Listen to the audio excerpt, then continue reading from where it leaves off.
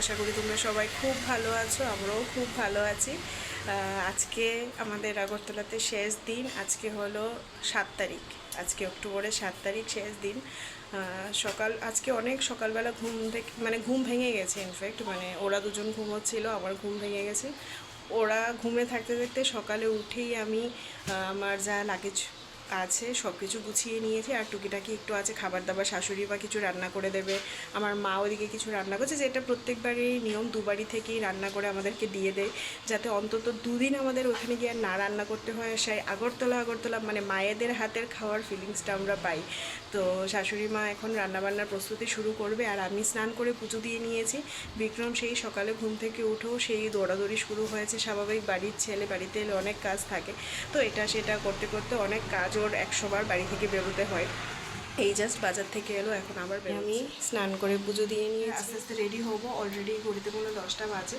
তো বিক্রম আবার একটু বেরোচ্ছে, ও এলে ততক্ষণ আমি রেডি হয়ে যাব। ও এলে তারপরে যাব ও বাড়িতে। মা ওইদিকে অনেক কিছু রান্নাবান্না করছে, রিম্পি রান্নাবান্না করছে, তো ও বাড়ি থেকে একটু খেয়ে আসতে হবে। এইখানে এসে শাশুড়ি মা রান্না করবে, এখানেও একটু খেতে হবে। তো কলকাতায় গিয়ে আমাদের আবার সেই প্রপার ডায়েট শুরু করতে হবে, কারণ এখানে এলে আমাদের এত পরিমাণে খাওয়া হয়ে যায়, দুবারেরই মন রাখতে গিয়ে এবার তো আমরা তাও কারোর বাড়িতে যাইনি। প্রত্যেকবার সবার বাড়িতে এত নিমন্ত্রণ ওইগুলো খেতে খেতে সত্যি কথা অবস্থা আমাদের খারাপ হয়ে যায়। তো যাই হোক, ওইখানে মাও রান্না করছে, তো মার এখানে গিয়ে সকালবেলা একটু খেয়ে নেব, তারপরে আবার এখানে এসে শাশুড়ি মা রান্না করছে, দুপুরবেলা খাবো। তো যাই হোক, চলো আজকে দিনটা শুরু তো করছি হাসি মুখে, যেহেতু নিজের বাড়িতে আছি। যাওয়ার সময় তো আর এই হাসি মুখটা থাকবে কিনা জানি না। রেডি হয়ে এখন বেরোচ্ছি, ঘড়িতে বাজে 11টা। ওই শ্বশুরবাড়ি থেকে বেরোতে গেলে তো একটু লেট হয়েই যায়, তার মধ্যে বিক্রমও সকাল থেকে ব্যস্ত, তো আমাকে দিয়ে ওর আরও কিছু কাজ আছে বাইরে, সেগুলোও কমপ্লিট করবে। তো চলো যাই, কয়েক ঘন্টা লাস্ট ওদের সঙ্গে সময় কাটিয়ে আসি। আমরা যেদিন এসেছিলাম এই জায়গায় কি সুন্দর লাইট জ্বলছিল, আস্তে আস্তে দেখো সব খুলে দিয়েছে, শুধু বাঁশগুলো পড়ে আছে। এই যে চলে এসছি এই বাড়িতে, আর আরেকজন এখনও ঘুমাচ্ছে। কটা বাজে? হ্যাঁ, এই মায়ের পুজো। মা গেছে ফুল পাড়তে। আজকে অনেক ফুল হয়েছে না? কালকে আরেকটা পদ্ম ফুল হইব। ওই দেখো, এই দেখো আজকে কত ফুল হয়েছে। এগুলো অরেঞ্জ কালারের, আর এগুলো এটাও তো অরেঞ্জই না, অরেঞ্জের দুটো শেড।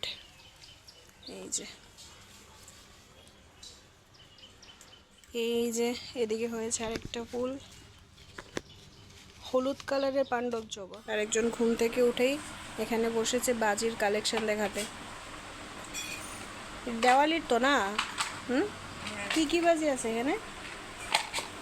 এখানে 1000 রেডি, 3টা স্কাই শট, 5টা স্কাই শট, এই দুইটা স্কাই শট, টিকেট দুটো, দুটা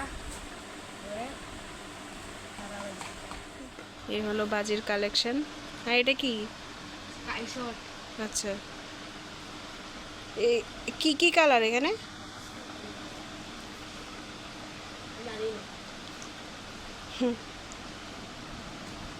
এগুলো সব লক্ষ্মী পুজো তো শেষ, এগুলো হলো দিওয়ালির প্রিপারেশন। এখানে আরো 3টা ছোট না? আর আগের বাজিগুলো কই? আগের এটাই আছে, আগের এটা নতুন। আচ্ছা, এখানে আমাদের আজকে মেনু পোলাও, ইলিশ মাছটা পোলাও, আর এখানে আরো অনেক কিছু আছে। এখানে আছে ডিম, এটা কি? ছোট মাছের তরকারি এখানে আছে। এই যে এখানে আছে চিকেন, এদিকে মেনুতে আছে পোলাও, ইলিশ মাছ ভাজা। এই ঘড়িতে বাজে 2:45, বেরোনোর সময় হয়ে গেছে। আস্তে আস্তে আমাদের সেই 11:30 12:15 মতো বাজে। কিভাবে যে এই 2 ঘন্টায় কেটে গেল সত্যি, যাওয়ার সময় না ঘড়ির কাঁটাটা যেমন একটু বেশি তাড়াতাড়ি চলে। যাই হোক, এবার এই বাড়ি থেকে বিদায় নেওয়ার পালা। যদিও মা, বোন, ওরা আসছে সন্ধ্যাবেলা, ওরা আমাদের সঙ্গে শাশুড়ি মাও যাবে, এয়ারপোর্টে যাবে, কারণ আমরা এইবার যাচ্ছি, আবার কবে আসবো তার কোনো ঠিক নেই। তো এই কারণে ওরা যাবে আমাদেরকে ড্রপ করতে। আর আমরা যে অটোটা করে যাব সেটা অ্যাকচুয়ালি আমাদেরই এই পাড়ারই। তো মা, বোন আর ও এই অটোতে করেই যাবে। মাও অনেক কিছু রান্নাবান্না করে রেখেছে। তারপরে বোনের জামাই, রিম্পির জামাই, আমরা তো শুটকি মাছ সবসময় নিয়ে যাই এখান থেকে, ও প্রচুর শুটকি মাছ কিনে রেখেছে, প্রায় 2600 টাকার শুটকি মাছ কিনে রেখেছে। আর শ্বশুরবাড়িতে পাঠিয়েছে এক গাদা ছোটো মাছ। ছোটো মাছগুলো আমরা ওইখানে যেহেতু পাই না, এক গাদা ছোটো মাছ কেনা হয়েছে। এবার যাব বাড়ির গাছের ধনেপাতা, মা কিছু ধনেপাতা তুলে দেবে, এগুলো তুলতে যাব। আপনি কোথায় গেছিলেন? ও চলো, মায়ের গাছ থেকে কিছু ধনেপাতা নিয়ে যাব। ধনেপাতা না, ধনেপাতা গাছের গুঁড়া আর ধানি লঙ্কা, এই যে মায়ের গাছের ধনে গাছ, কালকে সকালে লাগালে হইতো না রে। দেখো পুরো এখানে ঝাঁকিয়ে হয়েছে, এই দিকেও ভর্তি। সবচাইতে বেশি ভালো লাগে ওই দিকের পাতাগুলো, এত লম্বা লম্বা, এখানে ভর্তি। এদিকেও তো আছে, এই যে এই যে চারিদিকে ধনেপাতা। আর এই হলো ধানি লঙ্কা গাছ, দুটো ধানি লঙ্কা গাছের চারা নেব। ধনেপাতার সাইজ কত বড় বড়। আর এই যে মায়ের এই পদ্ম ফুল গাছটাতে কালকে আরেকটা ফুল হবে, এই এত বড় একটা কুড়ি। আর একটা পদ্ম ফুল গাছ, এই কুড়িটাও মোটামুটি 2-3 দিনের মধ্যেই হবে, মানে ফুল হবে। হ্যাঁ, সব কটা গাছেই তো কুড়ি আছে। এ মা, কাঞ্চন ফুল গাছে আরো 2-3টা কাঞ্চন ফুল, এই যে 2টা, ওই একটা, আরো 3টা ফুল। দেখো বেল গাছে এত ঝাঁকিয়ে বেল হয়ে আছে, কিন্তু আমার ভাগ্যে একটাও নেই।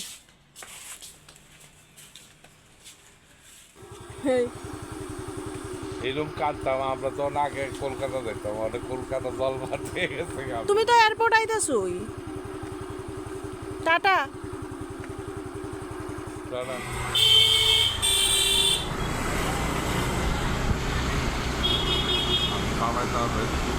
আমার টিচারটা তাড়াতাড়ি ওই হেলমেটটা করতে।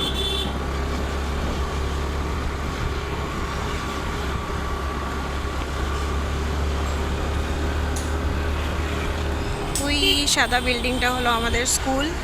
এই যে এখানে আমরা স্কুলে আসতাম ক্লাস 1 থেকে 12 পর্যন্ত।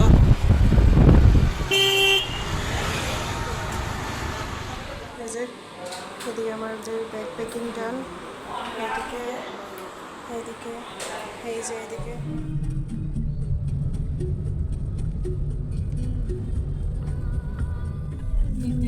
হয় তুই তুই আমরা এবার গিয়ে আমরা গিয়ে ফ্রিজারটা চালাই তুইব, এত মাছ ফাছ নষ্ট হয়ে যাবো।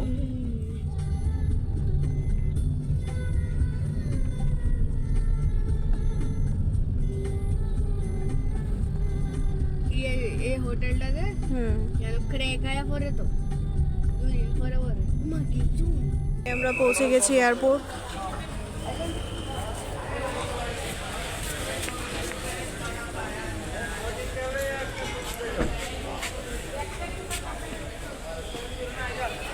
এর মুখটা দেখো।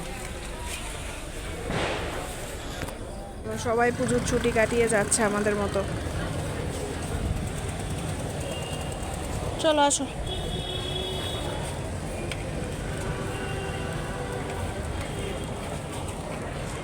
এই কদিন আগে এলাম, এখন আবার যাওয়ার পালা।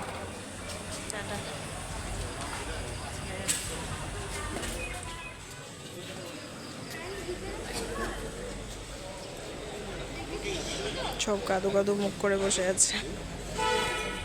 আমাদের বোর্ডিং হয়ে গেছে, এবার যাচ্ছি সিকিউরিটি চেকিংয়ের জন্য। এত মনটা খারাপ লাগছে, বাচ্চাটা এত কান্নাকাটি করছে, ভীষণ খারাপ লাগছে। আর যাওয়ার সময় রিম্পির সঙ্গেও দেখা হলো না, তো দেখি আবার যবে আসবো তবে দেখা হবে, ফোনে তো কথা হবেই।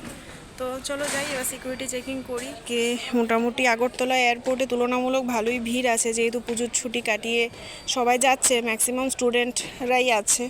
তো মোটামুটি বেশ বোর্ডিংয়েও ভালো চেক ছিল, আর আমাদের ওয়েট একটু বেশি ছিল। তো আমি এই এক্সট্রা একটা ব্যাগ আমার কাঁধের ব্যাগটার মধ্যে ক্যারি করছিলাম। তো এখানে আমি আরও 3 কিলো মতো আমার ওয়েট বেশি ছিল, এর মধ্যে কিছু জামা কাপড় কমিয়ে নিয়েছি। দেখো বুদ্ধি করে এই ব্যাগটা সঙ্গে নিয়ে এসেছি। তো এটা বাস হ্যান্ড লাগেজ হয়ে গেল। তো চলো যাই। আর এই যে আমাদের আগরতলা এয়ারপোর্ট, যে সিকিউরিটি চেকিং আমাদের ডান, 4 নম্বর গেট, টাটা আগরতলা। আস্তে আস্তে আমরা যাচ্ছি, উপরে আমাদের গেট পড়েছে। আর এই আগরতলা এয়ারপোর্ট, যেটা আমি আসলে প্রত্যেকবারই তোমাদেরকে একবার করে দেখাই, এত সুন্দর। হ্যাঁ হ্যাঁ হ্যাঁ, এই যে বোর্ডিং পাস, সিকিউরিটি চেকিং সব কিছু কমপ্লিট। আর আজকে মন এত খারাপ ছিল যে এই ড্রেস পরেই আমি চলে এসেছি। মানে সত্যি কথা, আসবো যে একটা মনে আনন্দ। আমাদের প্রথম থেকে আসার কোনো প্ল্যান ছিল না, তাও তো মনে মনে একটা আশা ছিল যে যদি আমাদের টিকিট হয়ে যায় ট্রেনে, তাহলে তো আমরা আসতে পারবো, এই একটা মনে আশা নিয়ে চলছিলাম। আর যেদিন আসছিলাম সেদিনও মনে একটা আলাদা লেভেলেরই আনন্দ ছিল। বাড়ি থেকে 100 বার করে মা বোন সবাই মিলে ফোন করছিল যে তোমরা ট্রেনে এসেছি, যে আমরা কত দূর এসেছি, আর কত দূর, আর কতক্ষণ ট্রেন অন টাইম আছে কিনা, সবার মধ্যে যে একটা এক্সাইটমেন্ট ছিল। আজকে সত্যি কথা সবার মুখের দিকে মানে তাকাতেও খুব কষ্ট হচ্ছিল। আর সবচাইতে বিশেষ করে বাচ্চাটার জন্য এত খারাপ লাগছিল। ও তো ছোট, বড়রা তো কষ্ট পাই বুঝি, জানি, মা শাশুড়ি মা সবাই খুব কষ্ট পাচ্ছে, বোনও খুব কাঁদছিল।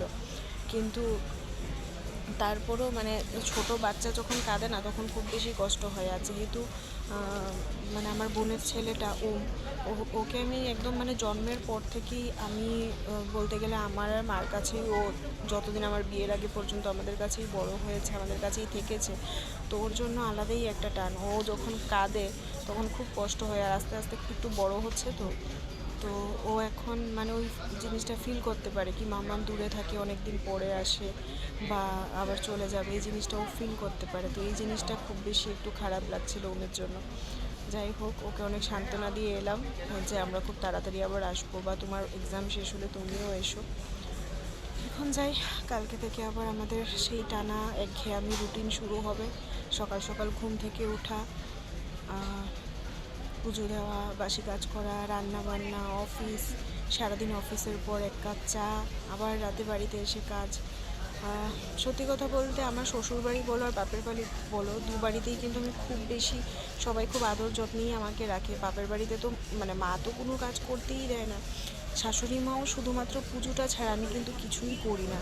শাশুড়ি মা সব কিছু রান্না বান্না সবই নিজে করে। আর মাসি আছে আমাদের হেল্পিং হ্যান্ড, মাসিও প্রচণ্ড হেল্প করে দেয়। তো এখানে যেই 10 দিন আমি ছিলাম প্রচণ্ড আরামে ছিলাম। তো আবার গিয়ে শুরু হবে আমার আর ওর দুজনেরই। ও ভীষণ আনন্দ করেছে এবার পুজোতে আমি আর বিক্রম একজন খুব বেশি এবার টাইম দিতে পারিনি, কারণ আমিও ওকে ছেড়ে দিয়েছি যে ও এসছে আনন্দ করতে বন্ধুবান্ধবের সঙ্গে, ও আনন্দ করুক, আমিও ফ্যামিলির সঙ্গে একটু টাইম স্পেন্ড করি। কারণ কলকাতায় গেলে আমরা দুজন আবার একা, ওর সঙ্গী আমি, আমার সঙ্গী ও, মানে অলওয়েজ, একদম যে কোনো ক্ষেত্রেই হোক না কেন। তো এই পুজোতে এসে সত্যি কথা আমিও ওকে খুব বেশি ডিস্টার্ব করিনি। ও আমাকে খুব মানে ফোন করে যে কোথায় আছো, এই সে কিছু বলেনি। কালকে থেকে আবার শুরু হবে, আর খারাপ লাগছে, তবে আশা রাখছি যে শাশুড়ি মা ওরা তো সামনে যাচ্ছে, ওদের সঙ্গে তো দেখা হবেই। দেখি মা রিম্পি ওদের সঙ্গে আবার কবে দেখা হয়। যাই হোক, আগরতলার ভিডিওগুলো তোমাদের কেমন লাগলো অবশ্যই জানিও। এখানে এসে চেষ্টা করেছি প্রত্যেক দিন একটু একটু করে ভিডিও করা, তার কারণ হলো আমি চাইছিলাম এখানে মেমোরিগুলো সব কিছু আমার সঙ্গে নিয়ে যাওয়ার। এই কারণে আমি একটু একটু করে ভিডিওর জন্য চেষ্টা করেছি।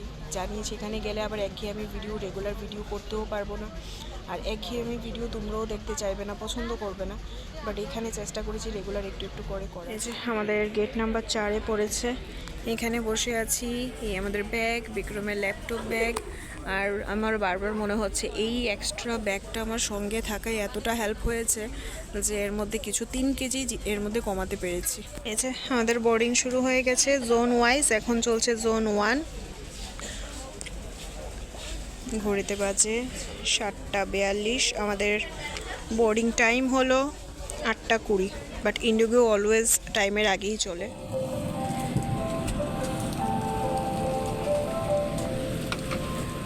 বসে কিছুই পড়েছি করতে হতো না। ফ্লাইটের না এটাই অনেক হয়ে গেছে। বসে পড়েছি আজকে আমি মিডলে আর উনি উইন্ডো সিটে। খারাপ লাগছে না? ও আমার চাইতে এবার ও বেশি এক্সাইটেড ছিল পুজোতে আসার জন্য।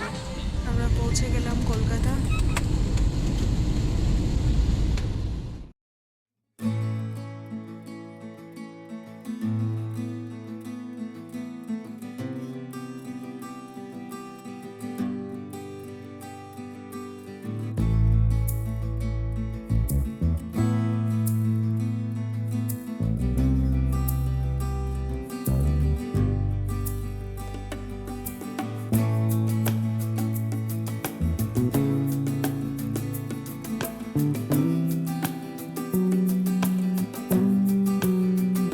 বাড়িতে গিয়ে করি। এই যে আমাদের ব্যাগ নিয়ে নিয়েছি, আরও একটা বাকি। হ্যাঁ হ্যাঁ, এই আমরা এয়ারপোর্ট থেকে বেরিয়ে গেছি আর এদিকে দেখো ধোঁয়া উড়াচ্ছে। আর আমাদের ক্যাব বুকিং হয়ে গেছে, যাচ্ছি এবার ক্যাবের দিকে। এই যে এই আমাদের ক্যাব।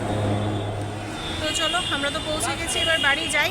জানি না গিয়ে ঘর দুয়ারে কি অবস্থা। আরেকটা ব্যাগ ওইখানে হবে তো? হ্যাঁ আরেকটা ব্যাগ হবে তো, আরেকটা ব্যাগ। চলো, ঘড়িতে বাজে 11:15। আমরা বাড়িতে ঢুকে গেছি 9:30-র মধ্যে, 9:30 10:30-র মধ্যে। ঘরদোর পুরো পরিষ্কারই ছিল, আমরা একদম সব কিছু গুছিয়ে বিছানা টিছানা সব কিছু পরিষ্কার করেই রেখে গেছিলাম, ফ্রিজ সব কিছু ধুয়ে। এসে আগে ফটাফট যা যা মাছ মাটন যা যা ছিল, কাঁচা জিনিস যেগুলো ছিল সবগুলো আগে ফ্রিজারে ঢুকিয়েছি। আর খাবার দাবার যেগুলো মানে দুই মা মিলে রান্না করে দিয়েছিল সেগুলো ফ্রিজে রাখলাম। রেখে বেডশিট, এই যে বেডশিট পিলো কভার যা যা আছে সব কিছু চেঞ্জ করলাম, চেঞ্জ করে বাইরে রেখে দিয়েছি। এগুলো তো এখন কাচাকুচি করা সম্ভব না, বাট এগুলো চেঞ্জ করেছি।